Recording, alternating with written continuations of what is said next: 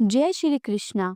भगवान विष्णु जी और माता लक्ष्मी जी का आशीर्वाद आप पर और आपके सारे परिवार पर हमेशा बना रहे और आपके जीवन में जो भी दुख कष्ट हो वह दूर हो और आपकी हर मनोकामना पूर्ण हो।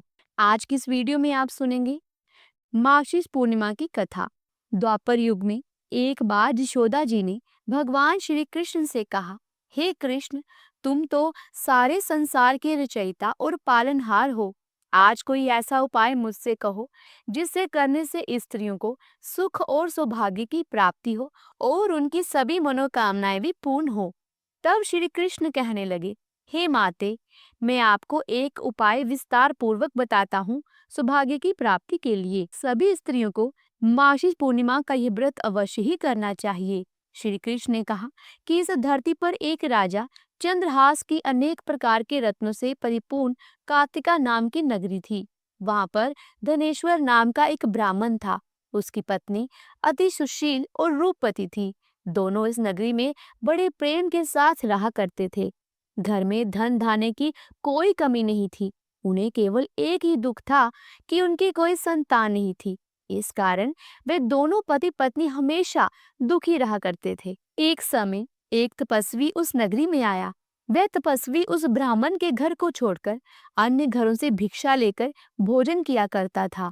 एक दिन हमेशा की तरह वह तपस्वी भिक्षा में मिले हुए अन्न को बड़े ही प्रेम पूर्वक खा रहा था कि धनेश्वर ने योगी का ये सब काम देख लिया। वह योगी के पास आया और हाथ जोड़कर कहने लगा, महात्मन, आप सभी घरों से भिक्षा लेते हैं, परंतु मेरे घर की भिक्षा आप कभी नहीं लेते। इसका क्या कारण है? तब योगी महाराज ने कहा कि निसंतान के घरों की भीख पतितों के अन्न के समान होती है और जो पतितों का अर्थात पापियों का अन्न खाता है वह खुद भी पापी हो जाता है। क्योंकि तुम निसंतान हो, इसलिए पतित हो जाने के भय से मैं तुम्हारे घर की भिक्षा नहीं लेता हूँ। धनेश्वर ये बात सुनकर अपने मन में बहुत दुखी हुआ। हाथ जोड़कर योगी महाराज के पैरों में गिर पड़ा और कहने लगा, महाराज, अगर ऐसा है तो आप ही मुझे पुत्र प्राप्ति का कोई उपाय बताइए। आप तो सर्वज्ञ हैं, मुझ पर अवश्य ही कृपा कीजिए। मैं संतान ना होने के कारण अत्यंत दुखी हूँ।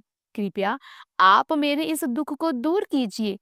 तब योगी महाराज कहने लगे, हे ब्राह्मण, तुम देवी चंडी की आराधना करो। तब घर आकर उसने अपनी पत्नी से सारा वृतांत कहा और तपस्या करने के लिए स्वयं वन में चला गया।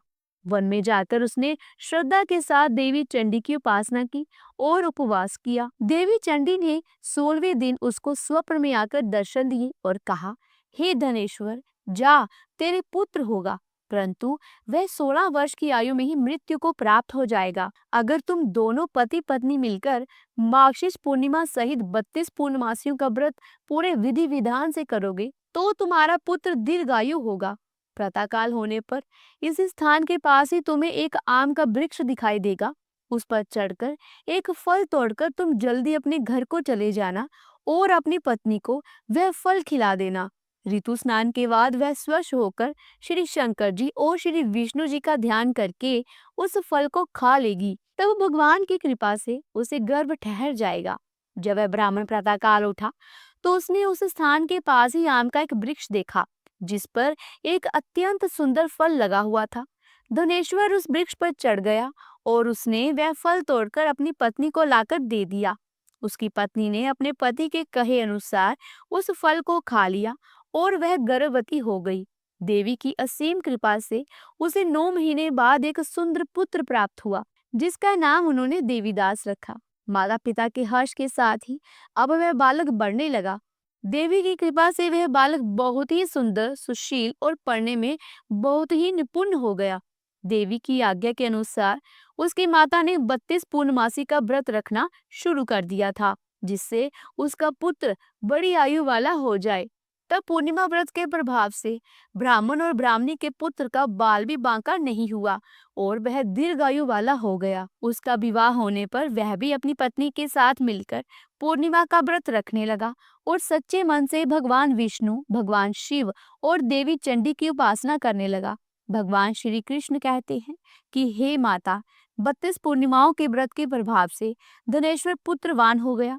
जो भी स्त्रियां इस व्रत को रखती हैं फिर जन्म जन्मांतर में वैधव्य का दुख नहीं भोगती और सदैव सौभाग्यवती रहती हैं।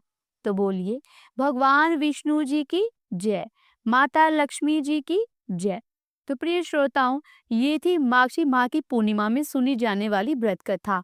उम्मीद करती हूँ कि आपको ये कथा अच्छी लगी होगी। अगर वीडियो अच्छी लगी है तो वीडियो को लाइक करें, शेयर करें, और अगर चैनल पर पहली बार आए हैं तो चैनल को सब्सक्राइब करके बेल आइकन के बटन को जरूर प्रेस कीजिएगा। इससे ये होगा कि जो भी नई वीडियो मैं अपलोड करूंगी वह सबसे पहले आपको मिल जाएगी। जल्दी मिलती हूँ एक नई धार्मिक भरी वीडियो के साथ। तब तक के लिए राधे राधे।